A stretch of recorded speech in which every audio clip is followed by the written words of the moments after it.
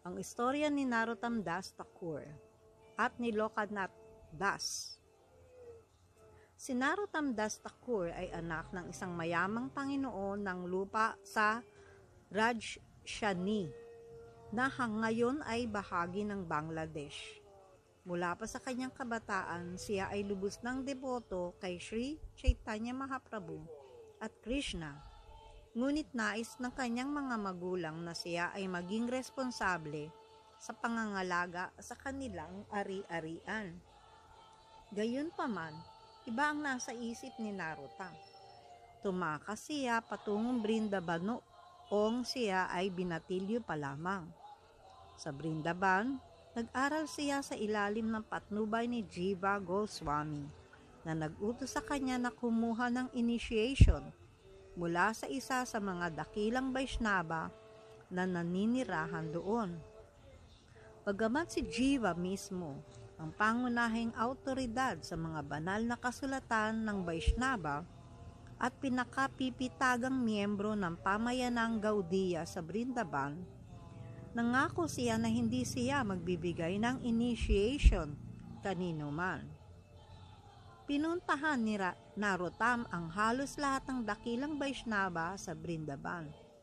Ngunit walang ibang nakaantig sa kanya kundi si Lokanath Goswami. Si Lokanath ay hindi lamang isang halimbawa ng matinding pagtalikod sa makamundong bagay, kundi walang kapantay din ang kanyang debosyon kay Radha Vinod, ang kanyang sinasambang Diyos. Si Lokanath ay napaka-renunciate na hindi siya nananatili sa isang lugar ng lampas sa 2 gabi. Bawat gabi, natutulog siya sa ilalim ng ibang puno. Isang araw, personal na nagpakita ang Panginoon sa kanya upang bigyan siya ng isang deity na pinangalanang Radha Vinod. Napaisip si Lokanath kung saan niya ito ilalagay, sapagkat siya ay walang permanenteng tahanan.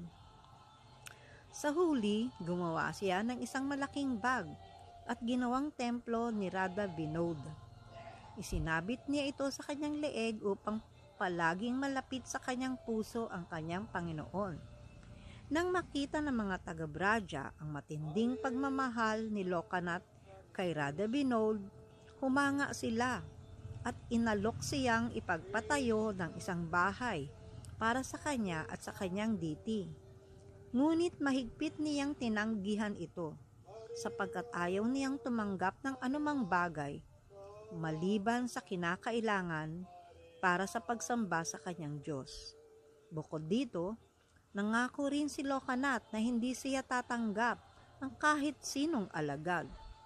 Ngunit si Narottam Das ay buo rin ang loob na mula kay Lokanath lamang siya kukuha ng initiation. Paulit-ulit siyang nakiusap, ngunit matigas ang pagtanggi ni Lokanath. Sa huli, sinabi ni Narottam sa kanya hindi siya bigyan ng initiation, maglilingkod pa rin siya sa banal na guro sa isang espesyal na paraan upang makamit ang habag ni Krishna. Simula noon, gabi-gabi, palihim na nililinis ni Narottam ang lugar kung saan dumudumi si Lokanath. Maingat niyang sinasala ang lupa upang manatiling malinis ang lugar. Ginagawa niya ito ng may labis na galak. Itinuturing itong isang malaking pagpapala. Sa kanyang puso, nadama niya na ito ang pinakamahalagang bagay na magagawa niya sa kanyang buhay. Habang hawak ang walis sa kanyang dibdib, inusal niya, "Dito ako makakakuha ng lakas upang maabot ang lotus feet ng aking Panginoon." Habang sinasambit niya ito, ay pumapatak ang mga luha sa kanyang dibdib. Nagulat si Lokanath nang mapansing niyang araw-araw ay malinis ang kanyang palikuran. Dahil dito, naisip niyang alamin kung sino ang gumagawa nito. Isang gabi, nagtago siya sa kagubatan at nagdasal habang naghihintay sa mahiwagang tagapaglinis. Pagsapit ng hating gabi, nakita niya si Narottam na masigasig na naglilinis ng lugar. Tinawag niya ito at tinanong kung sino siya. Nang matuklasan niyang si Narottam, anak ng isang hari, ang gumagawa ng mababang gawain na ito, labis siyang nahiya at sinabihang tumigil. Ngunit biglang lumuhod si Narottam sa kanyang harapan at nagsimulang umiyak.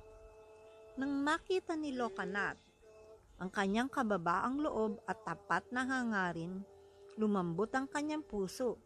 Sa wakas, binasbasan niya si Narottam ng initiation. Sa pamamagitan nito, ipinakita ni Narottam Das Thakur sa mundo ang tunay na halimbawa kung paano dapat kumilos ang isang alagad sa paglilingkod sa kanyang espiritual na guro.